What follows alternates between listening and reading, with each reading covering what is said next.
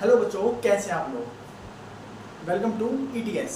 तो आज हम क्या पढ़ेंगे, आज हम केमिस्ट्री का जो चैप्टर 1 था हमारा, उसका आज हम पार्ट 2 डिस्कस करेंगे। पहले पार्ट में हमने देखा था कि हम जो है केमिकल रिएक्शंस के बारे में पढ़ रहे थे। मैंने तुम्हें बैलेंसिंग सिखाई थी और मैंने काफ़ी सारी चीज़ें सिखाई थी, है ना। तो आज हम जो है सीखेंगे किस किस टाइप की रिएक्शंस होती हैं एंड हम क्या क्या उससे और चीज़ें सीख सकते हैं, और बाकी सारी चीज़ें डिस्कस करेंगे जो कि हम अब देखेंगे। ठीक है, तो चलिए शुरू करते हैं। तो हम कुछ टर्म्स हैं जैसे प्रेसिपिटेट है। प्रेसिपिटेट क्या होता है कि ना, जब आप कोई रिएक्शन करते हो, दो रिएक्शन कर रहे हो, मैं डबल डिस्प्लेसमेंट की बात कर रहा हूँ मैं।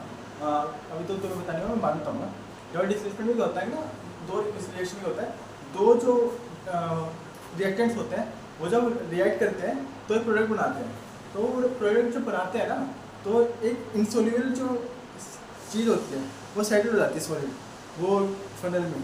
जैसे कि ना एक कैल्शियम हाइड्रोक्साइड में एग्जांपल लेता हूँ, CaOH कोल्ड ट्वाइस है, वो जब रिएक्ट करता है CO2 गैस के साथ तो CaCO3 बनाता है और उसका PPT बनता है नीचे सबसे, वो सेटल डाउन हो जाता है, तो वो जो है वो PPT कहलाता है।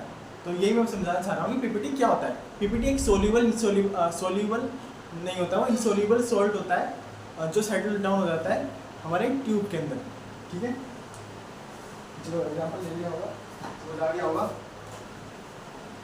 अब हमारा क्या है, एक्सोथर्मिक रिएक्शन। एक्सोथर्मिक रिएक्शन में होता है कि जब आप रिएक्ट करवा रहे हो उसे, तब कोई एनर्जी चाहिए नहीं उसे, बट जब रिएक्ट होकर प्रोडक्ट बनेगा ना, तो उसके अंदर एनर्जी जो है रिलीज होगी। मतलब कि क्या लगाना कि जब आप क्या करते हो, कैल्शियम ऑक्साइड को वाटर के अंदर डालते हो, मतलब आपने देखा होगा कोई चूना होता है, उसको आप पानी के अंदर डालोगे तो वो क्या होगा, वो उसके अंदर से ना बबूले से छूटने स्टार्ट हो जाता है। बबूले है पता नहीं क्या कहते हैं, पर उसके अंदर से ना एनर्जी हीट निकलनी स्टार्ट हो जाती है, वो गर्म हो जाता है टेम्परेचर।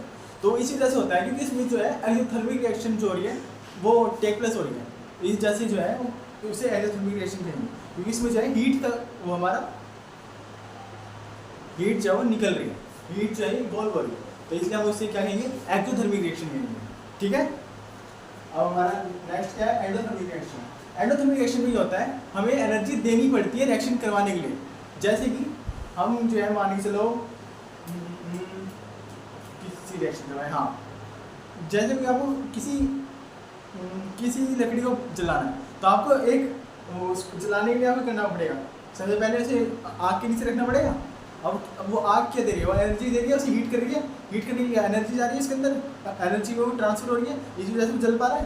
तो यही हमारी एंडोथर्मिक रिएक्शन कहलाती है, जिसमें आप जो है एनर्जी देते हो जो रिएक्टेंट को प्रोडक्ट में चेंज करने के लिए, क्या रिएक्शन टेक प्लेस करने के लिए, उसे ही हम कहते हैं हमारी एंडोथर्मिक रिएक्शन। समझे।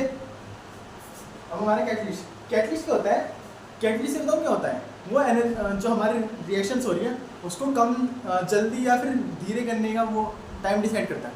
एक्चुअली में वो एक ऐसी एग्जांपल दे रहा हूँ, चलो निमोनिक है कि ना, दो फ्रेंड है तुम्हारे, है ना, दोनों लड़ रहे हैं और लड़ रहे हैं, वो धीरे लड़ रहे हैं, मतलब अभी इतनी कोई ज़्यादा बस हाथापाई नहीं हुई है, मतलब ऐसी थोड़ा बहुत खास नहीं हुई है।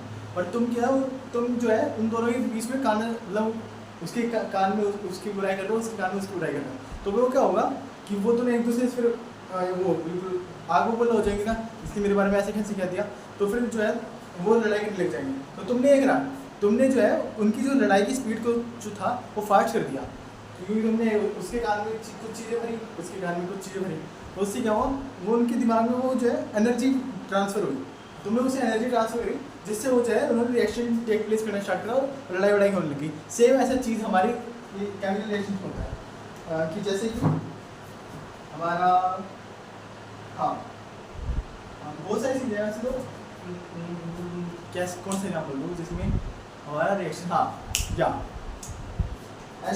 वाटर जो है,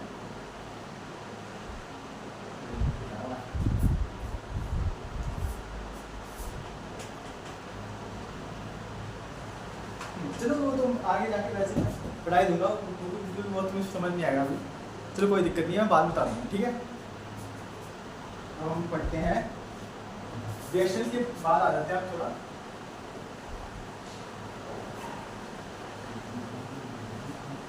हाँ, तो आप टाइप्स ऑफ रिएक्शन लिखो।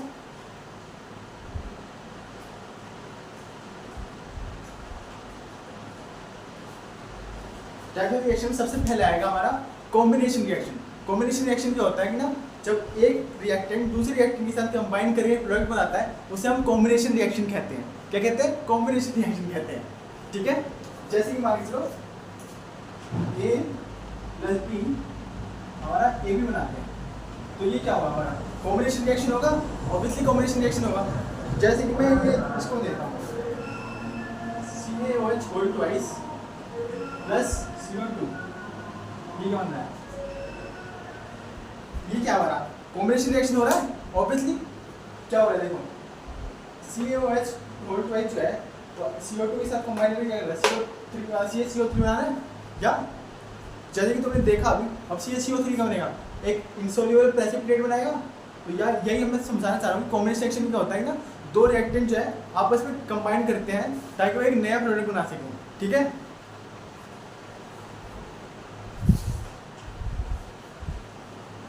अब दूसरी रिएक्शन हमारी डीकंपोजिशन रिएक्शन।